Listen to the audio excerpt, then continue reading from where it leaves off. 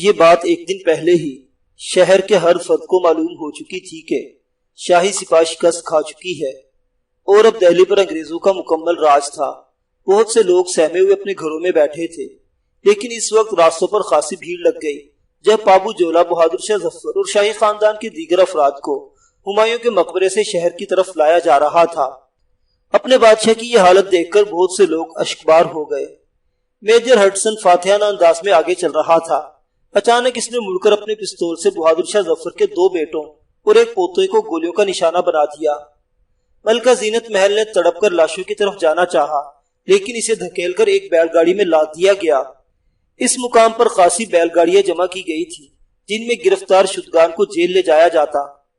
مقبرے میں جن لوگوں نے ہتھیار ڈالے تھے انہیں جان کی امان نہیں ملی تھی، انہیں موت کے گھاٹ اتار دیا گیا تھا، اور بہادر شاہ ظفر کی 3 پیاری ہستیوں کو میجر ہڈسن نے اس لیے گولیاں ماری تھی کہ ہجوم دہشت زدہ ہو جائے اور اپنے بادشاہ کی حالت سے مشتعل ہو کر کوئی شورش برپا نہ کر دے۔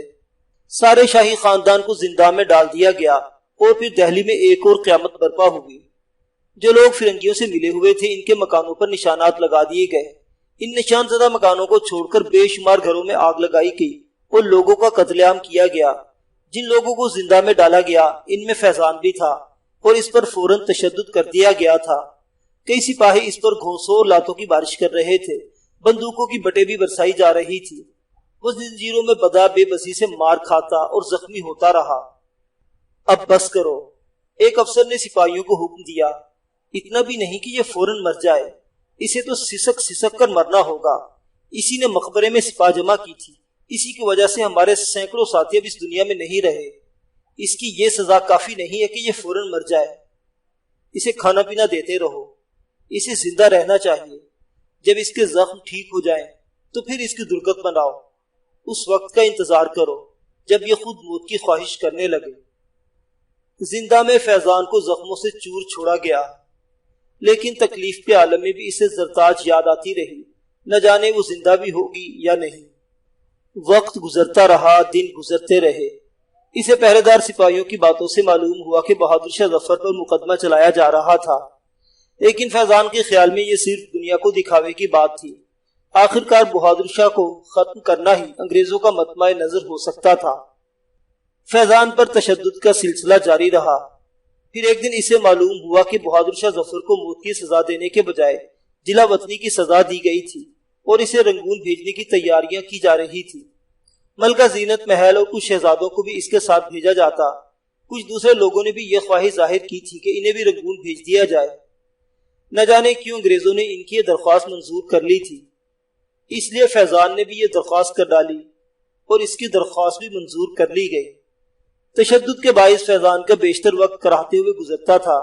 کبھی اسے کچھ وقت کے لیے نیند آتی تھی تو وہ خواب میں زرتاج کو دیکھ لیتا، اسی لیے اس کا دل یقین رہتا کہ وہ زندہ ہوگی۔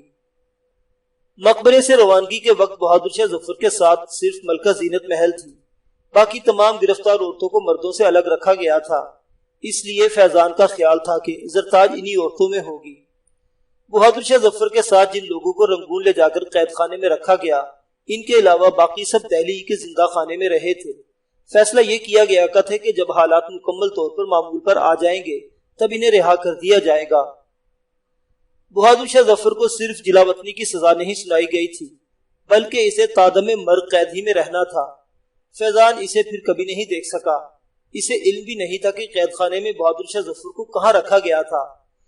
اسی لیے یہ بات بھی معلوم نہیں ہو سکی کہ ایک روز بہادر شاہ ظفر کو کپڑوں سے ڈھکے ہوئے 2 خوان پیش کیے گئے، جیسے ان میں اچھی قسم کا کھانا ہو۔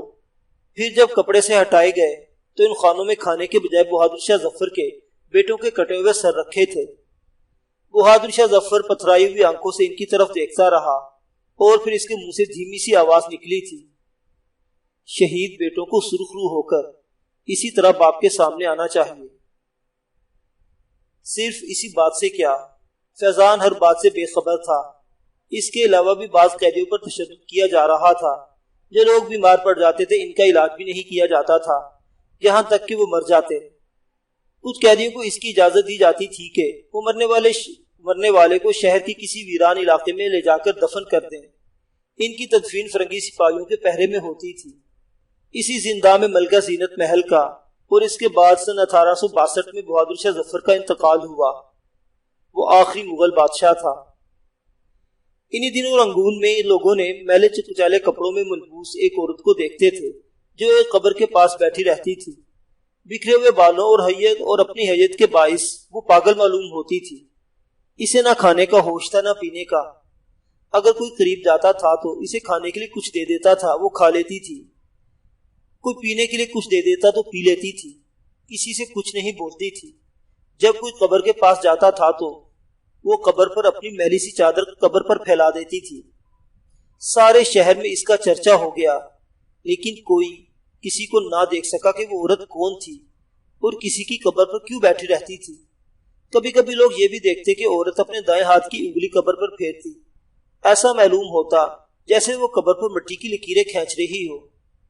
چند ماہ کے بعد اس عورت کے پاس لوگوں نے مردہ پایا۔ لوگوں نے یہ بھی دیکھا کہ قبر پر جگہ جگہ فیضان فیضان فیضان لکھا ہوا تھا۔ زندگی میں وہ عورت قبر پر انگلیاں پھیر کر یہی نام لکھا کرتی تھی۔ ختم شد، تمت بالخیر۔